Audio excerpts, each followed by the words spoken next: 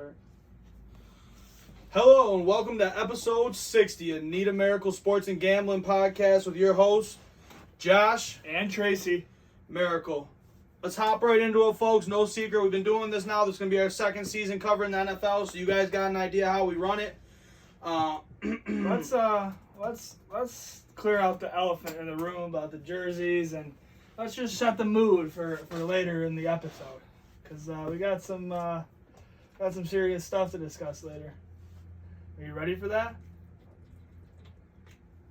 I'm always ready. I'm not really worried. Okay. I'm not scared. You think you're intimidating me with all this Bills shit around here? I could care less. We'll get more into that game. I got a little bit to say on it, and I'm going to leave it at that. I'm going to let the pads do the talking on Sunday and let your mouth run like your asshole does all the time. So let's hop onto these games real quick. Coming into last week, just to give you guys a heads up, I was 8-7-1. Tracy was 7-8-1, and he really did whoop me down this week. I go 4-12 against the spread. I was terrible. Ooh. Tracy goes 9-7 overall records. We got Tracy at 16-15-1. I'm at 12-9-1. That's all right. As we saw last season, I had a huge lead, and you bounced back, and we just got to bounce back and roll with the punches here. Still early in the season for me.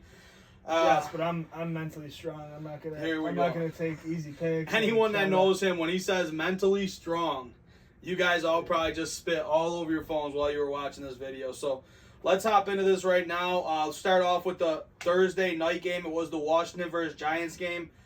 For me, we both took an L here on this one. We both took Washington minus the 3 at home. Washington did win this game 30-29. But this was a very close game for both teams. They showed signs of life, but neither team really wanted to win this game. For me, Washington's secondary looked awful in the game, allowing DJ to have a solid game. The guy looked like Lamar at times in the backfield, taking off. The wide receivers were so open, it was unreal. This game came down to the end, though. It was a field goal, and Hopkins gets up there. He misses one. Dexter Lawrence jumped, though. Questionably offside. He was definitely off. I mean, when you saw the top angle, he was definitely off.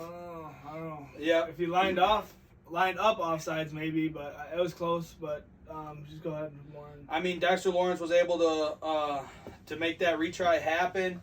And as for Washington, they made it when it happened. Neither team, like we said, though, wanted to win. Washington's offense, they left a lot of points on the field. Heineke, although he did have a solid stat line going 34 for 46, 336 yards, 2 touchdowns, and an INT. For me, he really refused to check the ball down, which I didn't like. You have a guy like J.D. McKissick, Antonio Gibson, who was a wide receiver in college. These are, dependable, good pass-catching backs. You know what I mean? They're not your in between the tackles, I'm going to run through somebody. They're pass-catching backs, and if he doesn't check the ball down to him, I feel like that offense really doesn't go. I mean, yeah, McLaurin had a great game, but he was the only guy on the team that even showed signs of playing at an elite level, in my opinion. And to me, this is a Washington team with really no identity. That makes me very nervous.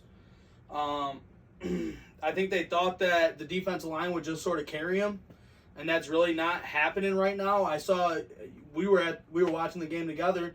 They went to a 5-man defense line. I thought it was the best they looked, but they're leaving guys all open all over the field, so I don't know how you're going to play 5 D linemen. And after last week, I mean, if you're Washington, you got to wonder what your defense is really doing. I mean, the receivers for the Giants, they're quality receivers, but they're not top guys, and they were wide open all game. Yeah, I mean, they win that game if Darius Slayton catches that ball. Yeah, listen to a lot of coverage, obviously now playing him this week in the Buffalo media and all this. The Washington linebackers look very susceptible to the passing game and all that, I've heard. So Don't even get me started on them Washington linebackers. Don't get me started on them Washington linebackers. But real quick, my takeaway from the game, quite simple. I thought both quarterbacks played pretty well, especially when they needed to. The only takeaway that I really have, from a football fan perspective, is you can't throw the ball like they did with Heineke throwing that late interception. I get you trying to play to win the game, but you can't make that mistake and give them... And that's what I'm saying. He doesn't check the ball down. He had guys open underneath. Yeah, but we can move on. Well, hold on. Since you want to bring up the Washington linebackers, I still hate the Davis pick. I hate it. I'm still not a fan of it. I think it was an awful pick. Something Washington is known to do. With their first round pick, let's take a terrible pick every time. Let's take Dwayne Haskins. Oh, he fucking sucks. Oh, let's take Jamin Davis. I got these guys all telling me, oh, he's a pass coverage linebacker. He's coming into his own. He's still raw. Forget that, dude. Forget that. I'm sick of hearing that shit. Take somebody that's ready to play at an elite level with a first-round pick. Tell us how you really feel. I am. All right, let's hop on to the next game here. This was a loss for me. I fell into the hype of Jameis Winston and got my heart broken in half. Tracy takes Carolina +3 at home. They win 26-7. For me, Carolina, they put on a show against what I thought would be a hot New Orleans team, coming off a big week 1 slaying of the Packers, but instead we get the old Winston back. No TDs, 2 interceptions. Not all on him, though. This Carolina team did look solid. Their D looks very good, and it looks like they're getting great play out of the line in secondary. You know, I picked Carolina and I won, but I'm a little upset about how they did it. They did it in tremendous fashion. I want them to be sneaky because this is going to be my team all year, hopefully. I wish they did it a little more sneakily. They kind of just whipped the Saints' ass. I thought it would happen. I've been telling people for how many years now? How many years has Darnold been in the league? This will be his 5th year probably, I think. Same as Josh Allen, so yeah. 4th. 4th? What am I thinking? Because the Bills, remember, they just re-signed him. Yeah. So I just think that, Darnold's going to carry them pretty far. I think he's a lot better than Bridgewater. I think they got a lot of weapons on offense. That defense is starting to come into its own. A lot of top picks there. I just love this team, and I wish they would have just kind of, not beat them so bad so I could keep betting them. Into the next game here, we had Cleveland versus Houston. Houston was getting at 12.5 on the road. I went with Cleveland. You went with Houston. This was another win for you, 31-21. For me, Houston, they look solid for 2 weeks now. This was a game they were outmatched in. And even though they lost, they didn't get killed in this game. If Tyrod don't go out, who knows where that puts them, because losing him put them even farther back in the pack, you know what I mean, on just talent-wise alone. And Cleveland, I think they didn't really wow me, but they did everything that they should have done, really. I mean, they had over 150 yards rushing on the ground. Baker, he went 19 for 21, 1 touchdown, 1 interception. I mean, I just think that they're really going to lean heavy on that run game and the defense, and they're going to play close games because that's what they're going to do. But you can't put it on Baker that they didn't blow a team out. I mean, they scored 31 points and the team's playing very well. I think this is the end for Houston, though. I love that you said that. Obviously, Tyrod, to your point, being out does hurt Houston. But I love what you said about the Browns, because I brought that up in my discussion of why this would be a cover. They don't have explosion. Unless Chubb is going for 68, 70, 80 yards, whatever. They don't really. I mean, OBJ's hurt right now. Jarvis Landry comes out of that game out now. Baker makes his plays here and there, but they just don't have that explosive guy. And I tweeted on Need a Miracle Twitter, at Miracle Need, follow us. That's a plug right there. But earlier in this week, that Tyrod had a perfect setup for a revenge tour. He played the Browns, the Chargers, and the Bills this year. But obviously, seeing him hurt again kind of sucks. His career's just kind of really been derailed by injury, and some of it not his own fault. But yeah, the Browns, like you said, very solid team. I don't think that defense is up to par. But the offense is going to score points, run the ball. Hopefully, they got to win time of possession to win a lot of games this year, which I think they will. I think they're a good team. Could win the division, sprayed up in the air. But, yeah, just a solid performance by them, but just too many points. Classic NFL Lions. Too many points. And real quick, while he's throwing it out there, make sure you guys are, please, following us on Twitter at Miracle Need, MARACLE, and then NEED. And then make sure you guys are please subscribing and staying up to date with our videos on YouTube. We're going to start getting added out there for you guys, trying to clean this up, put a nice, much nicer product out there for our people. More professional for you guys that have been listening. I'm trying to get my act together and stay more on top of stuff. So make sure you guys subscribe to that YouTube page, which is also... Just straight up Need a Miracle Sports and Gambling. It's all over our Twitter, too, and on Facebook, so you just go there, like and subscribe, and we'll be all set there. And if you guys see anything on any of my social media saying NAM, that is talking about us, Need a Miracle, I'm gonna start using NAM for short, just so you guys know. Let's hop into this next game here. Chicago at Cincy. We both hopped on the Cincy train +2. It wasn't a close game. Cincy made it look close late. The final score was 20-17 Chicago. For me, this was just one of them games where the Bears D showed up to play, and since he didn't show up until it was too little too late, Justin Fields comes in. He doesn't do anything crazy, but he throws for a touchdown, which obviously helps them out. Dalton gets hurt, I believe, right? Yeah. Justin Fields came in and didn't perform all that great, but... And now Fields is the starter. That's why I said he didn't play great, but he didn't lose in the game. Yeah. I was pissed about this bet kind of Sunday, just thinking about it. You got Khalil Mack on the other side, and just that Bengals offensive line is so unsure. But, I took the risk. I thought the Bengals looked really good in week 1, and, NFL, it's a week-to-week league, and, you overreact, and this was a overreaction by me. The second half, they look good. Yeah. It's all about that passing game. Burrow, Higgins, Chase, but Boyd. I heard and saw that a lot of it is Joe Burrow just needed to be superhuman a lot and getting out of stuff. Yeah, he's pretty much doing it by himself, which isn't good. And unfortunately, that is the case. But he's somebody that I know is going to play at an elite level, which makes me feel comfortable taking them in a lot of these underdog bets where they're getting points because they're a very explosive offense. One, he can get the ball off, and Jamar Chase looked good, but I still stand by what I said. They should have took Penei Sewell. No, I think that's no doubter. Yep. So they'll regret that for however long that staff is there. Right. Let's hop on to this next game here. Pitt at home versus the Raiders. The Raiders were getting 5.5. Shout out to the Raiders fans that were out there. Looked like they were having a good time, enjoying themselves. Coach Joe. Yep, Coach Joe was out there, and for me, I thought this would be a walk for Pittsburgh D. Honestly, they injuries. Injuries. Who got hurt over there? Oh, they had a lot. I know T.J. Watt. I know Hayden was. That's right. T.J. Watt got hurt. A few. I didn't pay attention to everything, but I know my Steelers fans were whining a little bit this week. You work with a lot of Steelers fans, so you get a lot of the info. Like, I wasn't able to see this game, so this is just what I went off of. This was my take on it. I thought it'd be a walk in the park for Pittsburgh's D. You said, there were some injuries there. Obviously, their offense was playing good.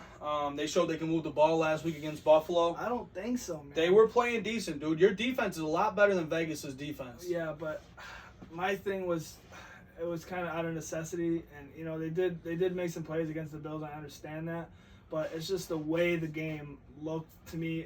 I just obviously being there live, and I was a little banged up, a little drunk, not gonna lie, but and I was telling Steelers fans this: watching Big Ben live, man, just doesn't look good. The ball, you can see the way they have so many playmakers that they're hard to bet against a team like Oakland, who their defense really wasn't great. Listen, let me tell you, I'm gonna make a bold statement, whatever you want. When Big Ben's manning this ship, I don't care if they got Najee Harris, I don't care if they got LT at running back, who it is. I don't see them scoring over 20 points a game. I really don't. I think that this defense is going to have to be superhuman for them to win 10 to 11 games, which they could. Right. Well, to add to my pick, Jacobs was out, so I thought, for sure that would put a damper on Vegas. And this game started out with field goals by Vegas, and from there it was sort of back and forth. It wasn't like it was a blowout until the Ruggs touchdown, which is really what put this game away in the fourth. And Pitt, they were only able to get a field goal late. That drive, you need old school Big Ben to show up and, take the reins and put this team where it needed to be, and it just didn't happen. Yeah, and he's banged up now with the pec injury. But, yeah, another thing, just a little thing, tidbit. The Raiders always start out hot, especially under Gruden. It seems they win their first couple and then they kind of fade away. But, so... Well, yeah, I just like the card. I like the card even better this week. So maybe it's just overconfidence, but I think I'm doing some things here this year. All right, well, let's hop into this next game. It was a blowout. There isn't really much to talk about. I'm sure you're going to have a lot to say. Buffalo versus Miami. I took Miami in the points. Tracy took Buffalo. Tua goes out. Not that it matters. For me, what impressed me and what I took from this game, I know Tracy's going to have a lot more to say, but Singletary. Everyone said he put the work in the offseason, that he was looking good. He comes back, he has a game, he looks explosive, he's able to explode into the secondary. This is a team where I think they can be a lot more balanced this year, and, I hope they are. I hope they are a team that makes a push, just not next week. Yeah, we're, I don't know. I just got to stop saying we because people don't like that. They came out, and the offense, got the early touchdown off I think the second play of the game on a big run by Singletary, like you mentioned, I think 46 yards. Another good drive late or early in the second half they had, but other than that, it just wasn't. They didn't have the field position where they were starting at the 20. They were 20 and going down the field a lot, But it was kind of wishy-washy, the offense, a lot of missed passes. I think Josh's final stat line was like 17 of 33 or something in that ballpark. It's just not good enough right now. And you know why it's not good enough? Because we had 17 to 33 for 179. Yeah. We had the MVP talk. We had, the big contract. Buffalo, it's time, man. It's time. You can't keep babying this guy. And no one is. And I know they're really harsh on him, and I don't think that's the thing. And what it really looks like to me is pressure. There's pressure in his face constantly when he's making these throws. So instead of stepping up and using that big hose and being able to put everything into it, he's getting a lot of pressure in his face. He's having to roll away, which he is good at, obviously, but it just hasn't been as smooth as a process on the offensive line, and I think they're going to try to figure that out. I think the run game is going to help with that, a little more play action. Hopefully, some linebackers bite and things open up. But I do think this offense is going to open up eventually, but it just didn't happen. It still looks very scary a little bit if you're a Bills fan offensively. But, the defense played lights out. I don't know if that's a real problem for Miami or they just had an off day, but it literally looked like Miami could have gone out to Outwater Park and played with the 8U kids out there because that's what they were playing like. It was rough. No offense to those kids. Let's hop on to this next game here. Rams versus, you were good on that, right? That's how you were in that? Because I don't want to see you get jumped by a bunch of 8-year-olds when you're driving around it. Yeah, but I'm done. The Rams versus Indy. Indy was at home getting 3.5. Indy covers. We both take an L on this one. Final score 27-24. For me, Indy might win this game if Carson Wentz don't get hurt. Well, you're going from one quarterback that's always banged up to another, it seems, and just no luck with Carson Wentz. Right. As for me, Stafford, he played a good game, 19 for 30, 2 touchdowns. Him and Cooper Kupp are really showing that they got something working right now. I had Robert Woods in fantasy, and it sucks. I got Woods, too. It's not like Woods ain't doing anything, but just compared to what Cooper Kupp is doing, and that, I think I saw that coming, but I thought Woods would play more of a factor. But this dude, Stafford, we should have known with Galladay. He gets a guy that can stretch the field for him and make these catches, and he just is not afraid to go to the well. Oh, yeah. I told you, that I think Stafford is right in the MVP candidacy. Oh, yeah. I think the Rams are in Super Bowl candidacy. We'll find out a lot about that. Well, I told you I bet on them plus 900 to win the Super Bowl. Yeah. They play the Bucs this week, so that'll be very telling. Big game. So we'll see. But, this Rams are just... they got Ramsey playing that new position. It seems like it's working. Obviously, the Colts did score some points. They showed a little bit of sign of life. They're now sitting at 0-2 with an injured quarterback. That kind of sucks for a playoff contender right now. Right. And hopping into this next game is going to be Philly versus San Fran. San Fran was minus 3.5. Tracy gets the cover here. I take another L, and this is how my week pretty much started. I don't think I won one game. Before you get into what's going on with San Fran right now? What is all this? Well, what's all this hubbub about number one on the power rankings, and they've beaten two awful teams by what? 8 points and 6. 14 points total. Like what are we doing? And now they don't even have a running back really right now. And their corners are hurt. Their running backs are getting hurt. Pump the brakes on that. Yeah, it's Deebo Samuel. He's carrying this team. Yeah, well, before the season, everyone wanted Jimmy G, arrested. Right. So, And what's going on with Kittle? And tell your boy at work to stop trying to get me with Kittle, all right? I don't want to give up anything that Kittle is worth. I'm not going to get on fantasy. That's not what we do. But I'm just saying, geez. These guys are out here trying to get me, and then they're calling me a rapist. I think the 49ers are real pretenders right now. I think they need to relax with the Super Bowl talk and all that. So but the game closer than it should have been. I don't think the Eagles are very good. Yep. On to this next game here. Let me flip the page. Sorry, I'm a little behind. It's going to be the Jags versus Denver. This was the game that I took last week. It wasn't my lock or anything like that, but I loved Denver -6, and it was a bit scary early. Marvin Jones looked good. Did I take Denver? What did I take? You took the Jags. Okay, that's what I thought. And Marvin Jones looked good early. It looked like that offense was able to move the ball, and then Denver just flipped the switch. The final score 23-13. For this game, Cortland Sutton. Can I ask you a big favor? Yeah. Go ahead and say your Cortland Sutton. I can't talk. Fact, but after that, I want you to look at the box score. But go ahead, just say that. 23-13. No. Just say the Sutton stat, and I want you to look at something after. What'd Sutton do? Nine receptions, 159 yards. Do you have turnovers in there? No, I don't.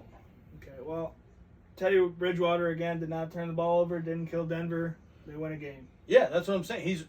It's not that he's killing them. I just think that for me, when Teddy got to start, I'm going to go and defend this. And Drew Lock, I defend him. I like him. I'm not sitting here saying that he's the greatest thing. I feel like he's a guy, when they took him, they knew he was wrong, was going to take some time to develop. And I like the move they made, making Teddy. I just feel like Drew still has a much higher ceiling than what people are giving him credit for right now. Okay. That's my whole Drew Lock thing, is that everyone was quick to throw him down. I see signs in him sometimes, and I think he does make good plays, but he's also a very risky player. And I mean, where has he had the best players around him to make him? I understand. Well, basically the same team in my No, I'm saying like coming from college and stuff. It's not. He was at Vanderbilt, right? Yeah. It wasn't like they're a top program. It wasn't like they have top guys coming out, stuff like that. I just feel like he needs time to develop. And I think Teddy's actually a good guy, because Teddy is very consistent with what he does usually, to maybe help Drew Lock settle down and play better. Yeah. By the way, Jaguars out, done in the garbage can. You're not rolling with them no more? Them and the Falcons, 2 teams done. On to this next game here. Exactly how we thought it would go. We both took New England. Jets were at home getting 6 points. New England goes 25. Or New England wins 25-6. The Jets look horrible. Another quarterback I really like, Zach Wilson. I mean, his stat line was awful. 4 picks. I mean, classic Belichick. I saw a video. There was a linebacker running into Zach Wilson's face. Another Patriots defender was pancaking a Jet on the ground. 2 Jets were off to the right, looking at each other, literally not knowing what to do, like a tight end and someone else, and it just was hilarious. And then at the end of the video, Zach Wilson throws a tip ball up in the air and gets it intercepted. It was just classic Jets. I don't know what's wrong with that organization. Well, Becton's out now, right? Yeah, they're just injuries, and yeah, I mean, you think Salah would be decent, but I don't know. Yeah, I don't really know, and I don't want to put anything too much on them right now, because I want to see how they're going to shake out here. Like I said, losing Becton's obviously huge. They're first-round pick a year ago, stud, left tackle, correct? He's playing left still. I didn't, and so there's that. But on to this next game here, Minnesota versus Arizona. Minnesota had me on the edge of my seat all game. Arizona decides not to play. It was my floaties safest bet of the week, and it did not hit. Arizona wins this game 34-33. It was and they should have lost the game. They should have lost. It was a very rough game to watch. 32-yard field goal, I think the guy missed. Yep. But Dalvin Cook goes, ape shit like he usually does, and gets hurt a couple of times and comes back like he usually does, which is crazy. But Minnesota moved the ball. You know what I mean? That's that give and take. They're not consistent, but sometimes that offense comes alive and gets 30-40 points. And you got to watch out for that. They got an interesting battle with Seattle this week. But, just a real tough, deflating loss for them. Probably should have won that game outright. Yeah. On to this next one. I mean, but Kyler Murray, 4 touchdowns. You got to give the dude his credit. He's out here literally eating. We'll see. All right, here we go. We'll see. On to this next game here, Atlanta versus Tampa Bay. Tampa Bay was minus 12.5 at home. We both took Tampa Bay. It was your lock. It hits. They win this game 48-25. Leave them 2-0 on locks. Is that? Yep. Yeah. You want to hop into that one further? And I'm 0-2 on locks. Yeah, Tom Brady kind of owns 0-1. the Falcons, and I don't know what Matt Ryan's doing with his career anymore at this point. The Julio's gone. Ridley's still very capable. They're gonna, they'll go down 15 and then put up 10 and then go down 12 and then they just get down, just kind of score some points. It's classic Falcons. I love Tampa here. I never really was in doubt. Like I said, the Falcons did kind of score some garbage points and make it close, but I think the 13-point was the final, right? So yep, it got very interesting. But yeah, the Falcons' defense is terrible. They give up 28 points. 23 points was the final. Oh, they won. They put up 48. Yeah, that's what I said. Wow, I didn't know that. I thought it was 30. I just had 38-25 in my head for some reason. No, 48. But a cover nonetheless. But yeah, I mean, 5 TDs from the GOAT. Yeah, he's just on fire, and he goes to New England soon, and that's gonna be, I can't wait to see that line because I'm betting Tampa Bay with all my money. But yeah, just solid win for the Bucs and the Falcons again with the Jags. They're out. They're done. Don't bet on these teams. On to the next one. Seattle at home versus Tennessee. We both took Tennessee +6. We both get a win here. Tennessee wins outright 33-30. Easiest bet of the week, even though it wasn't that during the game. It looked bad. I love this one. I mean, it goes into OT, so it's not like it was just a flat-out win. Derrick Henry, 35 carries, 182 yards, 3 touchdowns. All of it basically in the second half. Right. I watched this game live. It was crazy. Ryan Tannehill goes 27 for 40, 347 yards, 0 touchdowns, 0 interceptions. I mean, the team just looks good. Julio's playing well. Not sure really what happened to A.J. Brown. I didn't watch. He had 9 targets, only 3 catches. Oh, he got locked up. Yeah, that's what I figured. But this is a team, they're going to be there. They're not playing great defense, but luckily their offense is able to overcome that. Yeah, they didn't play good defense last year. Still a good team. Right. My takeaway, like I said, I watched this whole game. It was, I want to say it was like something like 6-6 or something like that early on. I can't remember exactly what it was, but it was tied or maybe a field goal advantage. And then Seattle scores, and then Ryan Tannehill gets sacked and fumbles, and Seattle scores again. It looks like a blowout. But man, the way Tennessee really rallied and just kind of stayed with their concepts and stayed within their offense and did what they did. And they got a touchdown taken away. Yeah. Actually, the Julio Jones, and I believe the kicker missed the field goal right after that. So that's a huge disappointment there. And they still stayed with it, did what they did. And Seattle really just blew this game.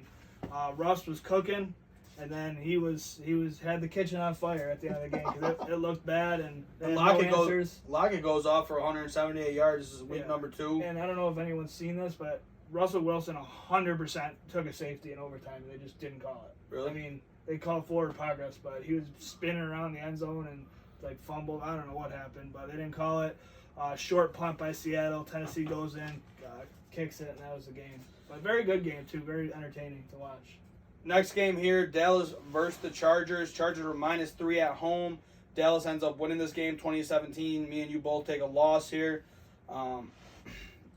Even though Dallas wins, I don't understand what's going on with Zeke, man. I really don't. He's not. He'll be cut next year. Yeah, he's got 16 carries for 71 yards. I mean, it's not awful. He's averaging 4.4 a carry, but the guy behind him, Tony Pollard, looks great every time he touches the ball. Rushing, he goes 13 for 109, 8.4 a carry, 1 TD. Then he's receiving the ball nicely too. He goes 3 for 3, 31 yards. You know what I mean? Nothing crazy, but he's just like everything he's doing. He's outplaying Zeke. Making most of his touches. Yeah, and for Zeke, you know what I mean? You got to be hungry. I understand you got paid, and it's not about their running game. It really isn't. Dak Prescott, 23 of 27, 237. No touchdowns, 1 interception. But still, I just this Dallas team, I don't understand them. Oh man, think about it, dude. The Chargers and the Cowboys, last 2 or 3 years. How do you think these fans felt at the end of this game? Yeah. Oh, they must have been just absolutely panicking because it was all about which team was going to try to lose it first, basically. Right. But hats off to the Cowboys. They get a close decision there in week 1 against a very good Tampa team. They come back and take care of business without DeMarcus Lawrence and a couple old linemen. So, maybe they have something here. Like I said, I picked them to win that division. So, I'd like to see them do. So you're hoping they have something. Yeah. All right. On to the next game here. Sunday night football. Baltimore was at home against Kansas City. Kansas City was -3.5. We both went with Kansas City. We both took an L here late. It was a very good game, a very close game. As the score shows, Baltimore 36, Kansas City 35. For me, I feel Kansas City left a lot on the field. They always do. They always fuck around with leads. Seriously, think about it. They always fuck around with leads, and this time they got bitten. Yeah. But go ahead. Well, I knew where you were going to go with it, so I was going to let you take this over. Yeah, the Chiefs, it's a fun league for them. They do what they want. They come in, usually they beat the shit out of teams, and they're up by 21, 24, and they, let the team within 8 or 10 or 7 or whatever, and they win. This week, Lamar played well. They got him back in the game, a big Edwards-Helaire fumble at the end, and they lose, and it bit them, finally. They were up 11. Just give you guys the rundown for anyone that didn't see it. They're up 11 points. Going into the 4th, you think Kansas City up 11 points going into the 4th, easy money. Well, Lamar Jackson rushed for a touchdown for 2 yards. He did a little flip on that one, didn't he? Made him realize he wasn't playing around. And then to end the game, 3:18 left on the clock. Jackson, another run. Another run up the middle. He was definitely having his fun. And then the defense showed up to play and put the game away. You know Lamar Jackson's going to pass Michael Vick for 100-yard rushes in the season this year? Yeah, Which is crazy. And a lot of people don't like Lamar. I'm one of them guys that really ain't on the Lamar train. I'm not going to sit here and lie to you guys, but I'm not going to sit here and bash him either. No, I don't feel he's a quarterback. A prototypical quarterback is what I'm going to say. I think he's another guy like Vic. We're going to see him, you know what I mean, once in a lifetime. He's very fast. He's very flashy. He can do a lot of things other guys can't. And for guys like me that are more traditional, it just, you know, it boggles your mind that guy can be so good at two spots and stuff like that. And just coming in, I really didn't think he could make some of the throws that he does make. And I feel like his legs bail him out so much that you can't sit there and sit back in a zone and expect this guy not to tear you up, because he takes off with that ball. Anytime he leaves that pocket and starts scrambling, it could be 6. Yeah, it just seems when, you know, push comes to shove, though, and he gets really game planned for, and you really got to lock in, it's, you know, it's pretty stoppable. And maybe it's not on him. Maybe it's some of the weapons that have been around him, stuff like that. Well, I mean, Hollywood looked good. They said he had both his girlfriends at the game, so kudos to him. And now Sammy, you know, their number 2, I definitely like that move. It's pretty under the radar. But yeah, I mean, Baltimore's a good team, and they got to prove it in the playoffs. Just kind of like the Bills kind of did last year. You know, they were a good team all year, but no one trusted them in the playoffs. They win 2 games, so maybe that's Baltimore this year. Who knows? Yep, and now we're gonna hop into this Monday night game. I'm gonna be honest. Once I go over the top of this game, I'm gonna let you take it away. I was at a wedding on Monday night, so I didn't really get to see all of it. Congrats to Chris and Carrie on their marriage, and you know it was beautiful. I tried to catch the end of this game in the hot spring. It didn't really work because Herbst was acting up on us down there. But we both rolled with Green Bay. We both get a cover here, 35-17. I took a player prop in this game. Just to give you the heads up, I took Aaron Rodgers, longest completion, over 38.5. I hit that with the reception Adams had for 50. So hop into this game because early it didn't look all easy. Detroit was staying in it. You know, and Goff, I got to eat my words a little bit. He has been better than I thought. Goff kept him in it, throws a touchdown pass to Hawkinson. I believe They look good together. Yeah. It was 17-14 at half. Actually, Detroit was winning. A lot of people took Detroit money line for the half. We're pretty happy they kicked that field goal at the end of the half there. And then just Aaron Rodgers just came out and just looked different. The throw to Adams, you mentioned, just right in the breadbasket. The throw to Tanya, I mean, you could watch it 100 times. It's just basically football porn. I mean, just right down the seam, similar to kind of like the Allen throw had to Gabe Davis for Buffalo fans, but it was even tighter of a window and just right on the line. And just basically the ball caught the receiver, you know. Right. And yeah, they just kind of dominated, pulled away. Aaron Jones. Yeah, I was just about to say he goes 6 for 6. Yeah, he just you know, the Packers are the Packers. All their weapons were firing. That defense is still a little susceptible to me.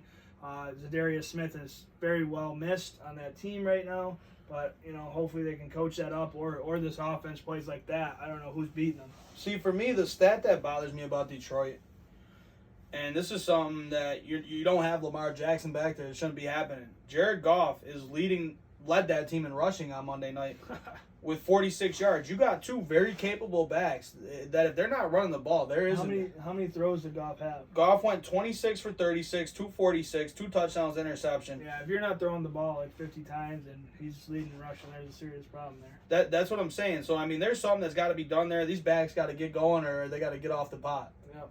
And Williams could have had a revenge game because he's former Packer. Yeah, I thought he would look good, and just, you know, they really didn't show nothing. I guess nothing that wowed me. Yeah. From what I've seen the stat line. Like I said, I didn't watch the game. Don't hold that against me. It was definitely a sweat cover. Yeah. But at the end, you know, they kind of pulled away. Let's hop into this this week. We're starting with Thursday night. Woo-wee. Carolina versus Houston. Houston is getting 8. I do not trust Mills back there at all. I don't trust anyone in that organization. I said Tyrod was a playable quarterback. He's somebody that can get the job done for you. He's not somebody that's going to take you to the Super Bowl.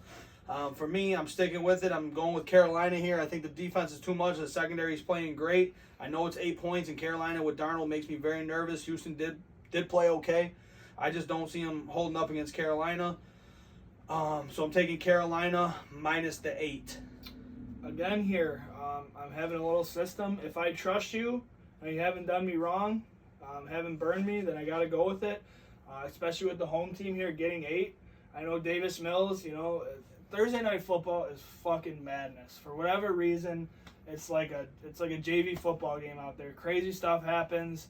I like Houston at home. I like a little offense from Houston here, just like I liked last week from from Houston against the Browns. Same thing. I think that Davis Mills can, So you're make some taking stuff Houston? happen. Yeah, I think Cooks can make some stuff happen. They have good receivers. Cooks is eating. They have a very good backfield. The offensive line is a little better than people want to give it credit for. And the defense, it is what it is. I'm just taking the 8 points, basically. I could go on and on, but I'm taking the 8. I gotta do that. Next game here, Bears versus the Browns. Browns are -7 at home. This is going to be a very tough game. This is going to be a very,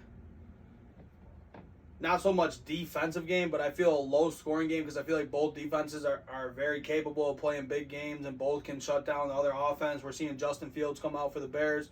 Who knows how that's going to look? And, for the Browns, they don't have really much time to game plan for that, unless they already have been, which I feel like they should be at least. I'm rolling with the Browns. For me, I trust Nick Chubb. I think Baker's playing really well right now. I know they don't have the explosive weapons on the outside, but I think that's going to allow the Bears maybe to feel more comfortable stacking the box. I think if they're going to stack the box, OBJ could possibly be back, or these tight ends. They have 3 very capable tight ends of stretching the field and making big plays. Njoku, Hooper, and Hunter Bryant. I like all of them. I like the running backs here for the Browns, and I like that offense line to bounce back and sort of show their dominance against a very good D line. So I'm rolling with the Browns -7. Yeah, it's hard to take Cleveland here for me, but I'm going to do it just because the Bears, I don't know what Justin Fields is going to look like as his first start. Didn't come in and light the world on fire in the time he played last week. So I think the Browns are the safer pick here. I know it's 7. I know that's a lot, but hopefully maybe you get a late score or a late stop, and it helps you out with the 7. On to this next game here, Bengals versus the Steelers. Steelers are -3 at home. Something you talked about earlier, the Bengals, they don't have a very good offensive line. We saw the Steelers' defense line absolutely eat up Buffalo's offense line. TJ Watt will be playing. Yep, sure. and TJ Watt should be back. But, regardless, I like Cam Hayward to set the tone here early. I'm taking the Steelers at home -3. I think they're going to be able to run the ball and chew the clock, which is what they want to do against a team like the Bengals, who has an explosive passing game. And I think their defense is going to be in Burrow's face, where he's not going to have time to make the plays that we've seen him make from time to time. Yeah, to take this one a step further, if the Steelers don't win and cover this game, I don't care if Big Ben's shoulder is hanging off. They got to find a way to win this game by more than 3 points. It's a statement game. I think they're home early in the season. Division. They dominate the Bengals usually. I think that defense is going to be all over Burrow. Watch fantasy owners. Knock on wood. I don't want to put any shit on him because I own him in a couple leagues, but don't be surprised you get that update that he's down in the field, because might be a bloodbath here. Can Pittsburgh score? That's the question. I don't think the Bengals. They got that Bates guy in the secondary. Other than that, you don't hear much about their defenders. They're kind of just all league average pretty much. I might be forgetting someone, but they don't play well as a team. And I think that, maybe Najee Harris, finally gets going a little bit, and they can find a way to win by, 4 or more. Next game here, Cardinals versus the Jags. Jags are -7 at home. I'm taking the Cardinals. I think absolutely Kyler Murray is going to have a huge day against this team. They're probably going to win this game by 21 points, I would imagine, almost. Yeah, who I'm taking? I agree with you. The Cardinals, the Jags are done for me. Urban Meyer said every week in the NFL is like playing Alabama. He's just not a professional head coach. Trevor Lawrence, he might have a game where he shines, but I think there's going to be a lot of pressure in his face from Jones. In Watt this week, I think the defense can take care of business for the Cardinals. That offense is just high-flying against a bad Jags defense, so I like the Cardinals. Pretty simple math there. Yep, into this next one here, Chargers versus the Chiefs. Chiefs are -6.5 at home. I'm rolling with the Chargers here in this one. I'm taking the 6.5. I like the way they play the Chiefs tight. I know it got me bit last year when I rolled with the Chiefs early and didn't take the Chargers. And that's why he's over here frowning and making his faces, because he thought he was about to sleep me on that pick. And I was going to take the Chiefs, and he was going to bring up his big stat about how it's a divisional game and they play each other tight. So I beat him to the punch. I'm rolling with the Chargers. I know that's who he's rolling with too. You're completely wrong. Completely wrong. the Chiefs are going to decimate this Okay. team. Okay. I think they put up 38 plus. I think the Chargers sit around maybe 21 to 24. This game is not going to be close. You pissed off the Chiefs early in the season. Get the hell out of their way, and whatever that line is, put that money down on them because it's going to be. And the Bills might fall into this. It's going to be ugly for a couple weeks because they're pissed off. That offense is going to roll. All right, on to this next game here. We're going to stay with another divisional game here, Colts versus the Titans. I originally was going to take the Colts. I forgot about Carson Wentz. I'm taking the Titans -5 at home. Have to. Yeah, they're going to roll. I feel like Derrick Henry's starting to get going, which is not the locomotive you want rolling into your city. And honestly, Tannehill, he doesn't look bad. He doesn't look good. He's not losing them games. The defense is playing okay, I guess, enough to get by the Colts, I think. I think the Colts are going to really struggle without Wentz right now because they don't know what to expect from Eason. I feel like no one does. The Colts to stay in this game have to have astronomical.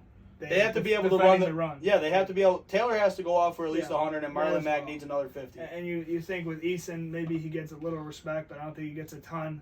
So you probably take that away, stack the box a little bit, bring an extra guy down, whatever you got to do. But yeah, I just think the Colts just have to stop the run to even have a chance in this game. Because if Henry gets going, and then that passing attack or that secondary is already a little weak, and you get play action, and it's just you got Brown and Julio Jones running your way, it's going to get ugly. On to the next game here, Atlanta versus the Giants. Giants are -3 at home.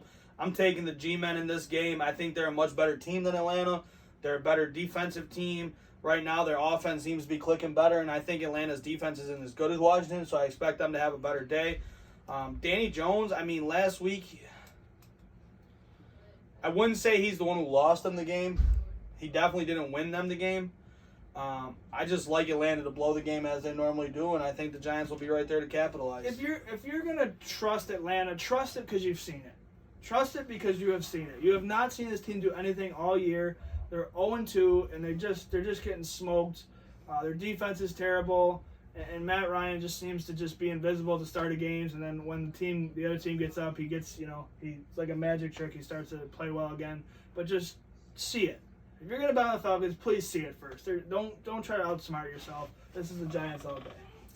Next one, we got the Ravens versus the Lions. Lions are getting 9 points at home. For me, I'm taking the Lions. It's just a lot of points at home. They've been playing well. They've been in games. So I'm going to take the Lions here.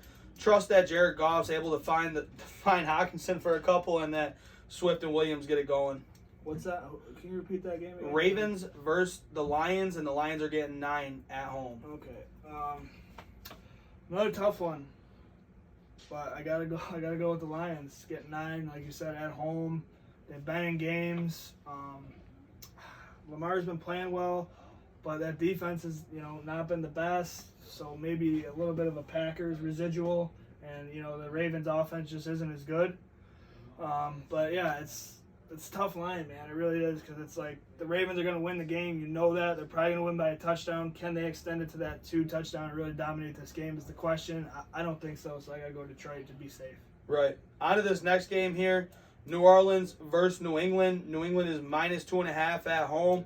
I'm taking New England. Jameis, like we said, is sort of what we thought last week, and until he shows me otherwise again, I can't put my faith in him.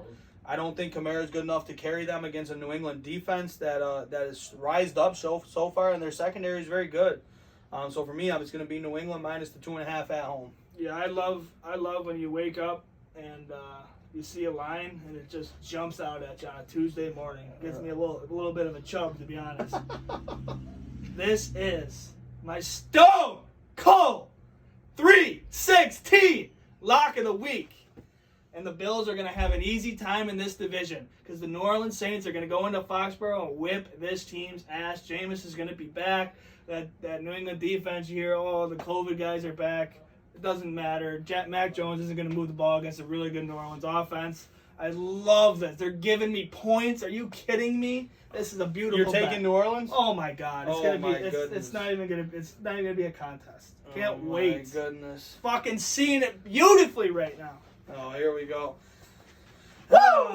And the final 1 o'clock game that you all been waiting for, that some very lucky fans that don't know this guy just won tickets to the game with him for is going to be Washington versus Buffalo. You're going to be sucking cock, baby! Buffalo is sucking Buffalo cock all Sunday! Woo! Buffalo is minus 7.5 at home. I'm going to take my team, even though the Bills look great. One place they need help, and the only flaw they have showed so far last week was the offensive line, which is supposed to be the strength of Washington, which is going to be that D-line. The Bills' passing game, you know, they ate last week against Miami. And I wouldn't say that. I mean, they played pretty well against Miami. Not the passing game. Are you talking about the defense? Just in general, the defense played out, lights out against Miami. Oh, yeah. I said the Bills' passing game has eaten, though. Like, has. Like, they're a very capable passing game. Yeah. They make me very nervous. Like I said, we touched on it already. Washington's secondary looked awful last week against the Giants. I'm hoping that don't show up, and if it does, I'm just sort of hoping that they go to that five-man front and they're able to get to Josh or get him off his spot and force some of them inaccurate throws or force him to play hero ball, which he does do sometimes. And we see once he starts doing that, he sort of is off the mark. For me, I like the 7.5 though because I think this could be a very defensive game, a very defensive struggle. To me, this is going to be like a 21-14 game, maybe a 28-21 game in there. I think Buffalo probably wins this game, don't get me wrong. But I really like Washington to cover if the defense shows up. Yeah, I'll tell you right now, and I've talked about it last week and maybe even the week before.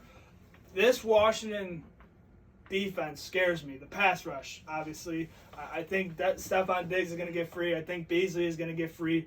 Will Allen have enough time to throw the ball? Hopefully, in our case. If that's the case, don't fucking call me, don't text me, don't nothing, because at 4 o'clock you are going to get a fucking lashing. And I feel like it's going to happen because McDermott is not going to let this fucking Old Dominion or fucking wherever he went. Fucking, he could have gone to Fredonia probably for all I care.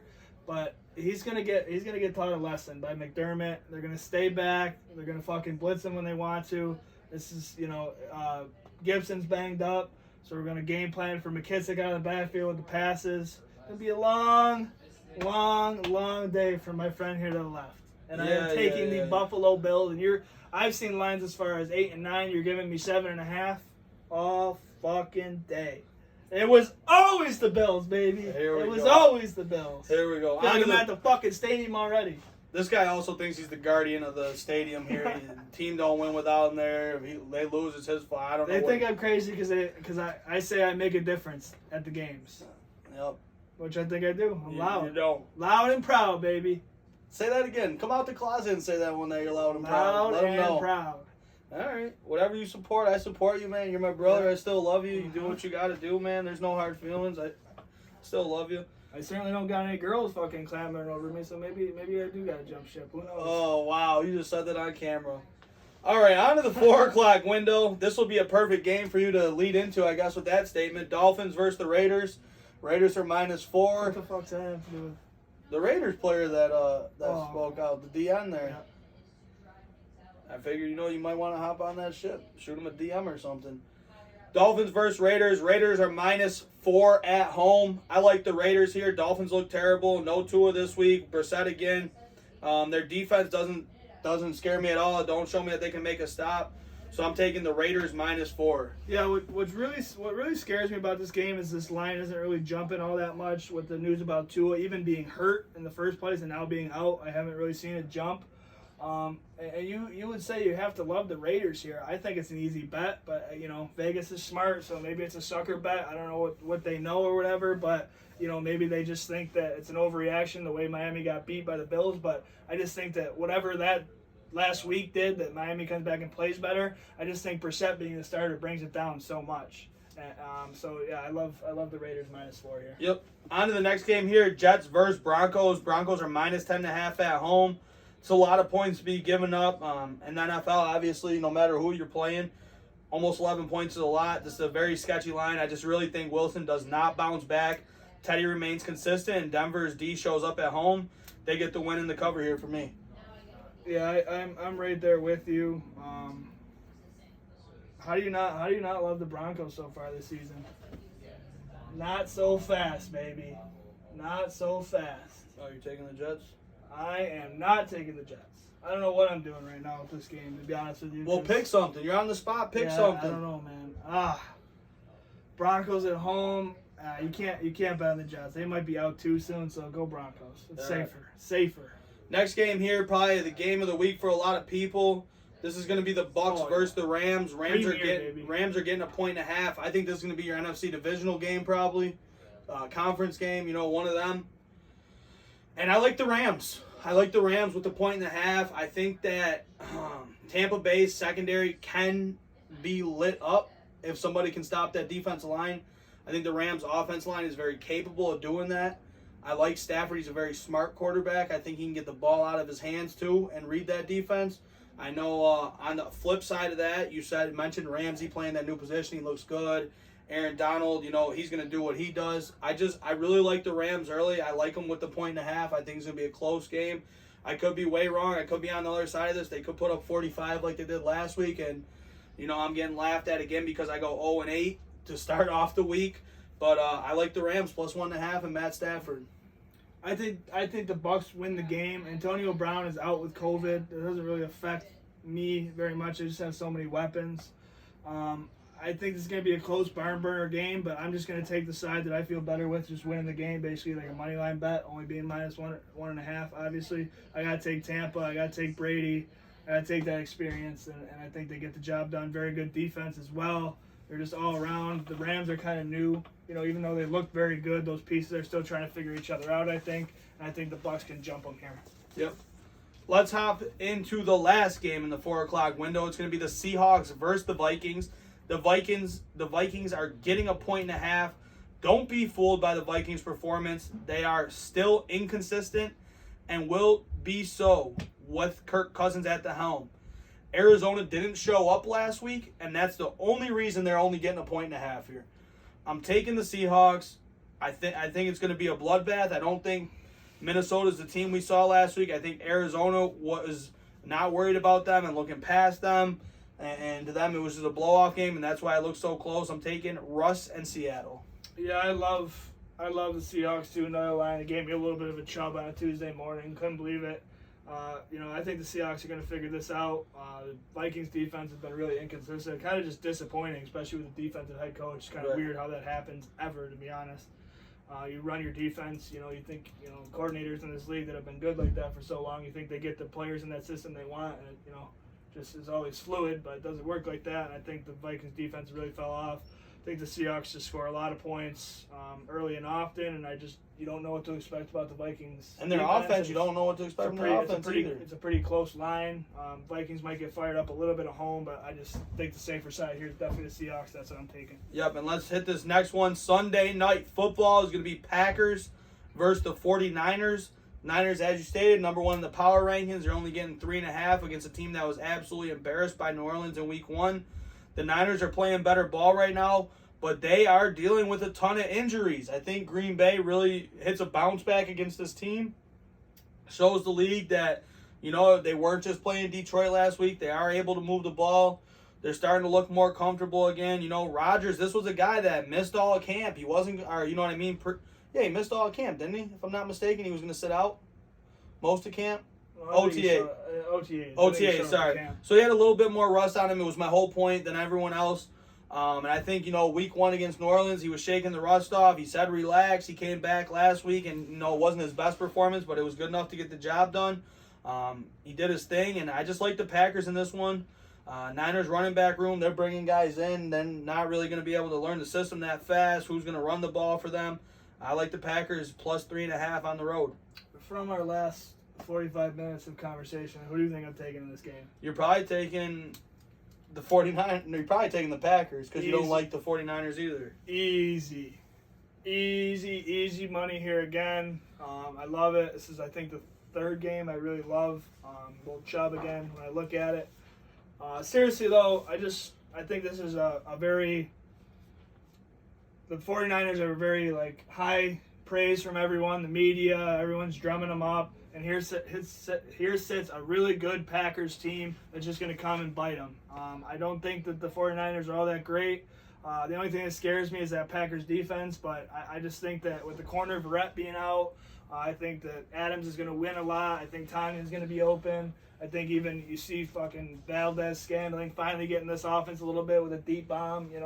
I just like the Packers offense right now, and when the Packers go, they seem to go. Like they always have that one game. Where they shit the bed. The Bucs last year, remember? Yep. I almost had to throw a grill through your front window because you're being an asshole on my lock of the week.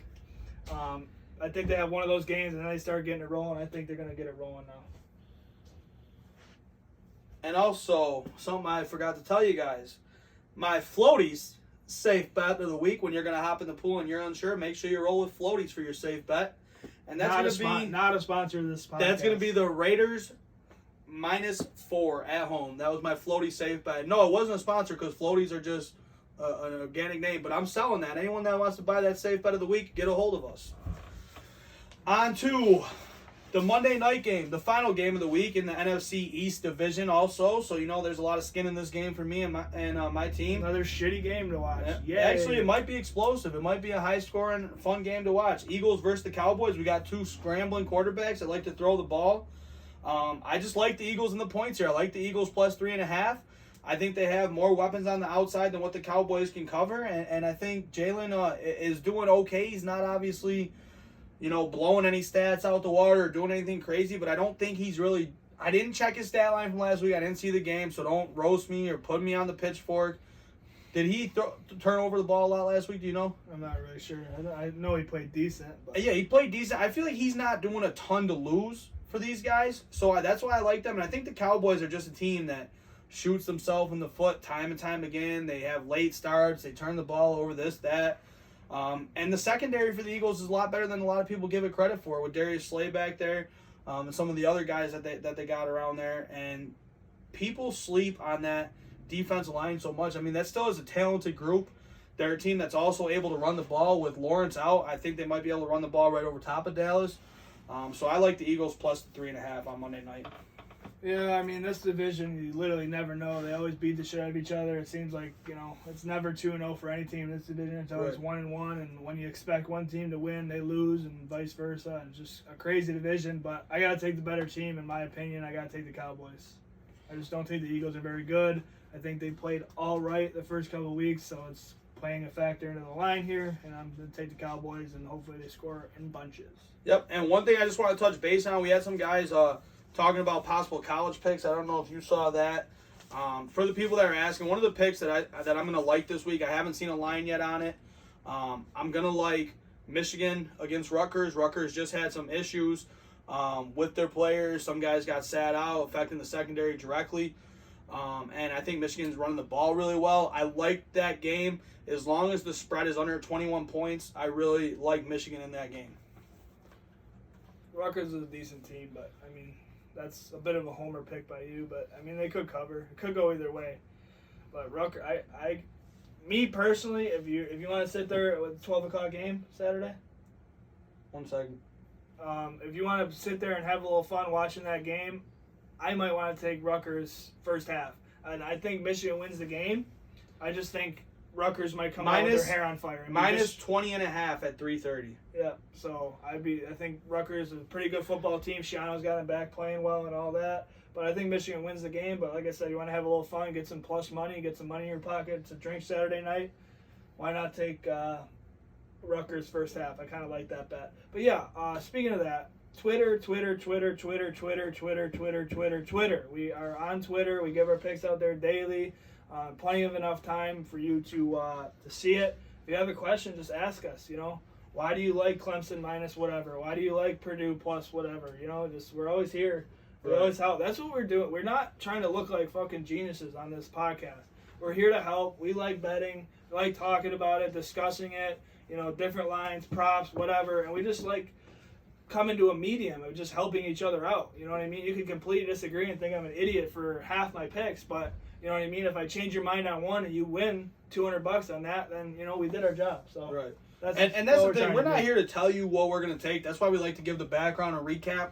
We want to give you guys our take on something so you can form your own opinions and your own options and do your research and make the best bet you guys feel. I didn't think about that. Or Sunday at 3:30 or Sunday at 12:30 when you're about to make a bet. Well, oh man, I just watched the show. I didn't know Darren Waller had a bad knee. Maybe that changes your bet just a little bit. So just stuff like that. Just pay attention to us. Try to listen. We're all over the place now on all platforms, so there's no excuse.